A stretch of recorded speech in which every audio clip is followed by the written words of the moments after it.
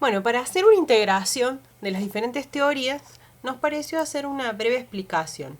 Si ustedes recuerdan, cuando comenzamos la materia dijimos que el eje o la pregunta organizadora alrededor de donde íbamos a desarrollarla es el aprendizaje. Más que el aprendizaje es cómo aprenden nuestros estudiantes. Para esto vimos diferentes posiciones. Para hablar de aprendizaje nunca vamos a dejar de relacionarlo con la cultura, ¿no? Entonces, decimos que la educación como un mecanismo evolutivo en relación que, es decir, nos diferenciamos de los animales a través de los desarrollos culturales que vamos pasando de generación en generación. Y estos desarrollos van haciendo que construyamos materiales que nos ayuden a dominar, la naturaleza. Esto es como para decir, sobre todo la teoría de Vygotsky, es decir, se acentúa en la cultura y el aprendizaje. Para hacer un panorama, tratar de organizar un poco y diferenciar, porque al ser posturas como teóricas, pueden resultar muy abstractas, me gustaría que empiecen a organizarlas y distinguirlas, ¿no? Los conductistas, estamos hablando de Watson, estamos hablando de Skinner, que tienen como una posición marcada del aprendizaje a través de la conducta, y por otro lado los cognitivistas, donde superan esta visión tan limitada de solamente la respuesta, el aprendizaje a través de la respuesta de la conducta. Bueno, tratando de identificar las principales líneas del conductismo, las principales ideas, es decir, ellos se limitan a estudiar el comportamiento observable, es la conducta. El aprendizaje es el resultado de esta relación, a donde el sujeto es algo pasivo que recibe del medio, que recibe el del docente, los diferentes estímulos, y por el solo hecho de recibirlos va a aprender. Los factores que esta teoría plantea es la naturaleza de la recompensa, el castigo, el estímulo, que en la docencia lo vemos a través, a través de la recompensa de la carita feliz, esto de las notas, esto es el ensayo-error y la cuestión que no está mal, pero solamente limitarnos a asociar solamente a creer que nosotros aprendemos por asociación y por recompensas, es como limitar las capacidades que tiene el sujeto para aprender. En relación al docente-alumno, el docente es como el sujeto activo, el que diseña las actividades y los estímulos, mientras el alumno es un sujeto pasivo que no aporta nada al aprendizaje. Esto de la clase magistral y el sujeto como una caja vacía que lo único que hace es recibir. La evaluación tiene que ver con cuestiones con una evaluación estandarizada, con objetivos definidos, que es medible y cuantificable. ¿Por qué? Porque de acuerdo a esta teoría, todos los sujetos aprenden de la misma forma y al mismo tiempo. Y es uno de los grandes errores que tiene hoy la escuela, ¿no? Después viene el cognitivismo, es decir, uno de sus principales referentes viene con ser Piaget y Vygotsky, pero a donde dicen que el aprendizaje no se da por la mera recepción de los estímulos y la respuesta, sino en la interacción de estos, de la interacción y que el sujeto hace con el ambiente, se produce el aprendizaje. Y tiene que ver con las estructuras previas que tiene este sujeto, con las que vienen de afuera, es decir, transformarse a través de lo que percibe. Es decir, va adquiriendo y reteniendo y procesando nuevos conocimientos. Los factores que influyen tienen que ver con los esquemas existentes, es decir, el sujeto aprende de acuerdo a los esquemas de representaciones que tiene para entender esa realidad, para operar en esa realidad, para resolver ese problema, ¿no? Y a medida que va como exponiéndose a determinadas experiencias, va como desarrollándose. La relación dentro del cognitivismo en general, que podemos encontrar a varios autores, tiene que ver con una relación basada en la retroalimentación, donde hay un papel activo del estudiante en su proceso de aprendizaje. La evaluación entendida desde estas teorías tiene que ver con evaluar toda la etapa, no solamente el resultado. Cuando nosotros medimos a través de una múltiple opción el resultado de un aprendizaje, lo único que hacemos es evaluar la finalización, el producto acabado, nada más. En cambio, cuando evaluamos todo el proceso, vamos a ver cómo cómo se fue dando y cuál es el punto de partida de ese sujeto, porque no importa tanto el punto de llegada, sino el punto de partida, ¿no? Bueno, los principales referentes tienen que ver con Piaget, Vygotsky, Ausubel, Brunner. Dentro de Piaget, es decir, una de las principales ideas de Piaget tiene que ver con, bueno, cómo va conformando el pensamiento y cómo va evolucionando el pensamiento. Desde Piaget hablaba de que hay estructuras, son como, imaginamos estantes, como estantes de bueno, una estantería que va como son estructuras de pensamiento que nos van permitiendo resolver adecuadamente ciertas situaciones. Él plantea que desde la niñez hasta la adultez vamos desarrollando. Divide en 4 grandes periodos. El periodo sensorimotor, que es como el periodo de la etapa de nacimiento hasta los 12 años, son estos pequeños mecanismos que el niño va adquiriendo a través de los reflejos. Primero son reflejos que no tienen intención, que es cuando se mete toda la boca, porque es su forma de conocer. Primero y después como que va dirigiendo, su mano va a alcanzar, no es que se mueve, quiere alcanzar cierto objeto, va a ir progresivamente manipulándolo de diferentes formas. Aquí como que el esquema de relación tiene que ver con el aprendizaje sobre el propio cuerpo y su motricidad, ¿no? Una vez que pasa esto, después de los 2 a los 7 años, la adquisición del lenguaje como la cuestión simbólica es fundamental. ¿Por qué? Porque el niño va adquiriendo a través del lenguaje el poder representar esta realidad, es decir, la silla no solamente es silla porque la ve, sino también que tiene una representación de lo que es silla, y más allá que la silla no esté, él puede representarla a través de un símbolo, ¿no? A medida que va también va desarrollándose, también adquiere lo que es el juego simbólico. Este juego como sí, a donde ya pasa a donde se da limitación y puede fantasear a que un palo es un caballo. Bueno, son diferentes. Ustedes ven que acá en este Power que lo voy a también poner en el aula, van a ver las diferentes funciones o esquemas de representación de la realidad que progresivamente el sujeto va adquiriendo, ¿no? Después otro de los autores dentro del cognitivismo, que también podemos hablarle es decir, Vygotsky dentro de la teoría sociocultural. Este autor tiene como, es decir, es contemporáneo Vygotsky, pero al desarrollar todas sus ideas en Rusia, es decir, su obra fue inhibida por muchos tiempos y es decir, también fue un psicólogo que tuvo un corto periodo de vida, pero en este corto periodo de vida hizo grandes desarrollos y sobre todo para la educación, ¿no? Dentro de sus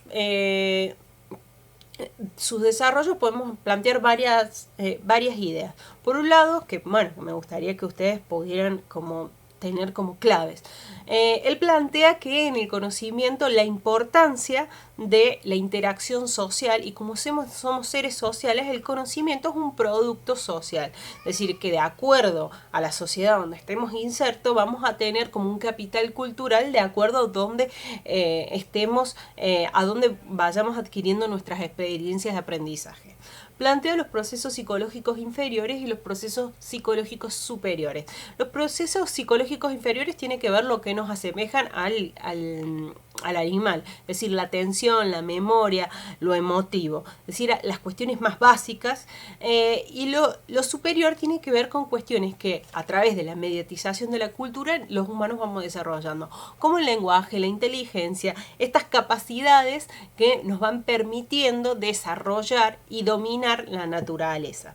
Él habla que para esto nosotros tenemos instrumentos mediadores, que pueden ser herramientas físicas, como inventamos una pala para dominar la tierra, inventamos un auto para movilizarnos y ampliar nuestras posibilidades, o también estas herramientas propias nuestras que hacen, como a través de la inteligencia, es decir, simbólica, la reconstrucción que hacemos interiormente a medida que vamos desarrollando nuestro pensamiento, y que a través de estas herramientas como la inteligencia podemos modificar también la realidad. Él habla también, otro de sus conceptos tiene que ver con la ley de la doble formación. Él primero plantea que todo concepto primero es exterior, inter, psicológico, es decir, está fuera, y a través de, es decir, la mediatización de la cultura, es decir, un otro que me viene a enseñar, que en primer momento es mi madre, después puede ser mi docente, él es de diferentes figuras que van siendo representativas, este concepto que viene desde afuera se hace interpsicológico, es decir, la significación psicológica individual que yo le doy a esto que viene de afuera. Muchas veces vemos que una realidad puede estar, que dos personas perciben la misma realidad, pero después tienen como diferente reproducción de esto. ¿Por qué? Porque cada uno va a significar algo de acuerdo a sus experiencias, ¿no? Esto es un concepto muy importante porque tiene que ver también, es decir, cuál es el significado que le da cada estudiante y cómo van avanzando cada estudiante, ¿no? Bueno, y el principal de sus conceptos tiene que ver con la zona de desarrollo próximo. ¿Con esto qué dice Vygotsky? Vygotsky dice que no tenemos que prestar atención en el nivel de desarrollo real donde está un estudiante. Es decir, cuando hablamos del nivel de desarrollo real, hablamos de lo que este estudiante puede hacer. Es decir, si yo hoy mido un test psicométrico, el coeficiente intelectual, entre comillas, ¿no? Porque el nivel de habilidades que puede desarrollar este sujeto tiene un 70%. Pero él habla que en vez de prestar atención a ese nivel, es decir, a lo que puede hacer, tenemos que tratar de desarrollar el potencial, es decir, aquello que el sujeto con ayuda puede lograr, es decir, cómo con ayuda el nivel potencial.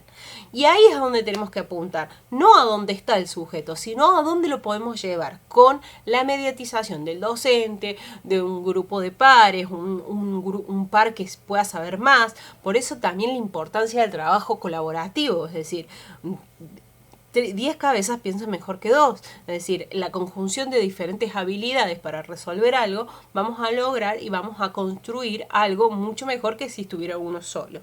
Eso es como uno de sus mayores desarrollos y algo muy importante para la educación. Es decir, porque habla, a diferencia del conductismo, no de la influencia docente desde un lugar magistral, sino cómo a través de potenciar el desarrollo y mirar ese sujeto podemos llevarlo a desarrollarlo aún más. Sobre todo, por ejemplo, cuando estamos con estudiantes de un capital cultural mucho menor, generalmente la escuela practica una especie de violencia al no considerar el nivel real a donde están esos estudiantes y pretender que funcionen como si hubieran tenido en su casa un capital cultural que no adquirieron. Entonces, cuando llegan a la escuela, están destinados al fracaso porque no se tiene en cuenta ese lugar desde donde sale, sino, es decir, tratan de hacer una cuestión homogenizadora y a todos le dan lo mismo sin tener en cuenta cuál es el lugar de donde parte ese estudiante.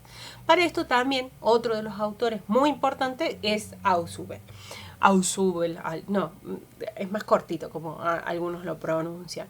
Y también en esto que yo estaba hablando en relación a Vygotsky y la zona de desarrollo próximo, Ausubel, que es más contemporáneo, él habla específicamente y en relación a la educación, es decir, sobre las ideas previas, es decir, los nuevos conocimientos que vamos incorporando tienen que ver con la estructura cognitiva previa del alumno, ¿no? Entonces, cuando nosotros logramos relacionar lo que conocíamos con esto que está, con este nuevo conocimiento, esto se hace de una forma mucho más significativa. ¿Por qué? Porque partimos del lugar a donde está ese estudiante, ¿no? Es decir, hay que ver en qué lugar está, cuáles son los conocimientos previos que tienen estos estudiantes para poder partir de ahí, tender los puentes necesarios para llevarlo a donde, es decir, a un nivel de conocimiento más avanzado. Hablando de todo el desarrollo del aprendizaje significativo de Ausubel, cuando nosotros, es decir, partimos de esto y tratamos de lograrlo desde este lugar, vamos a tener una retención mucho más duradera de esta información. Y facilitamos la adquisición y la relación de los viejos conocimientos, es decir, es como contextualizar esto nuevo con mis estructuras de pensamientos anteriores. Algo que plantea en esta relación, que cuando nosotros hacemos este aprendizaje significativo, en vez de reproducir la información solamente para la prueba que tengo mañana y después me olvido y no me sirve de nada y no lo puedo aplicar en la realidad, tenemos una memoria a largo plazo de este conocimiento cuando se produce de una forma significativa. Cuando hablamos de, para que se produzca el aprendizaje significativo, el sujeto tiene un lugar, es decir, necesariamente debe tener un lugar activo en esto.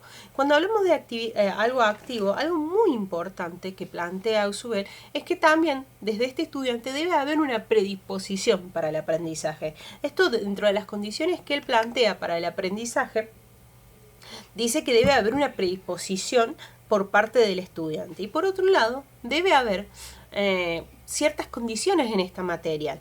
Por un lado, partimos de las ideas previas, por el otro tenemos en cuenta esta predisposición, y esta predisposición también nosotros desde el otro lado tenemos que motivarlo, es decir, mostrarle por qué este conocimiento es importante, para qué sirve, por qué está en este lugar, por qué se lo damos. Muchas veces nosotros decimos, bueno, tenés que saber esto porque es importante. Es como algo muy agarrado de las patas para que diga, bueno, este conocimiento me sirve para mi vida cotidiana por tal y tal motivo. Es decir, sacar esta cuestión muy académica, que lo académico formal está por un lado, los conocimientos de la escuela y los conocimientos fuera, que tienen que ver con mi vida cotidiana, con lo normal y lo que vivo día a día, son dos cosas separadas. Cuando nosotros empezamos a tender puentes y a mostrarles para qué les sirve, por qué les sirve, de dónde viene, vamos a poder, y sobre todo en nuestras disciplinas como la física y la matemática, vamos a poder tratar de tender estos puentes y lograr la motivación del estudiante. Por otro lado, una vez que, identificamos ideas previas, tratamos de motivar el porqué, el darle un sentido y un significado a esto que estamos enseñando, también tenemos que hacer una significatividad lógica del material. ¿A qué se refiere? Es decir, nosotros lo tenemos que presentar de una forma ordenada y coherente y en un lenguaje apto para que este estudiante pueda entender lo que es decir, pueda ser atractivo. Si yo agarro un libro de física, que su última edición fue en 1980, que ni se lee, que está todo desorganizado, que está en un lenguaje que no es muy técnico, y quizá, dependiendo no va a ser uno muy atractivo, dos, va a costar la lectura, y toda una serie de condiciones, es decir, que no presentan ese material de una forma, atractiva, legible y también desde un lugar adecuado para estos destinatarios. Y ahí entra lo que es la significatividad psicológica del material. Yo puedo tener el mejor material y presentarlo de la forma más dinámica, bonita, con todos los recursos multimedia. Pero si el estudiante no tiene los conocimientos necesarios para atender eso, de nada me sirve el material divino. ¿Por qué? Porque no tiene las estructuras de pensamiento o ideas previas necesarias para entender lo que yo estoy presentando.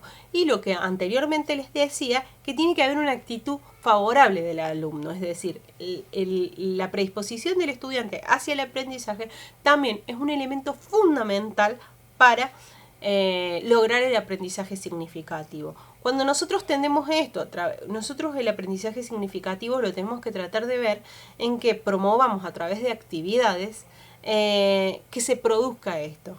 Y cuando hacemos esto, estamos buscando actividades que promuevan un papel activo de este sujeto y en este proceso de conocimiento. Salir de la clase magistral y buscar otras estrategias que tienen que ver con la investigación, tienen que ver con la construcción, tienen que ver con el análisis de un caso, tienen que ver con un papel mucho más activo. Y esto muchas veces, obviamente lo vemos y lo trabajamos en las actividades que nosotros producimos para trabajar cierto material. Bueno, eso es como las ideas más generales a donde busco que ustedes integren las diferentes teorías y obviamente necesita una gran lectura y una gran comprensión para que se produzca en ustedes un aprendizaje significativo y no queden como ideas sueltas todas descontextualizadas.